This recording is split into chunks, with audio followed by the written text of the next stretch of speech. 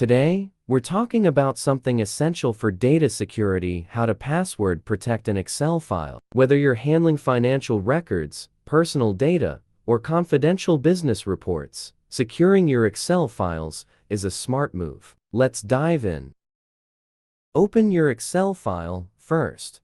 Open the Excel file you want to protect. Go to File menu, click on File in the top left corner of Excel. Select Info in the left-hand panel. Click on Info. Choose Protect Workbook. Under the Info section, you'll see an option labeled Protect Workbook.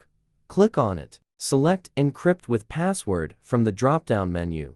Choose Encrypt with Password. Enter a strong password. A pop-up will appear asking you to enter a password. Choose a strong password, then click OK. Confirm the password. Enter the password to confirm, and click OK again. Save your file. Make sure to save the file so the password protection is applied. That's it. Your file is now password protected and would need a password every time someone tries to open it. Before we wrap up, here are a few important tips to keep in mind. Always use a strong password and store your password securely. Thanks for watching, and don't forget to like, subscribe, and share our videos.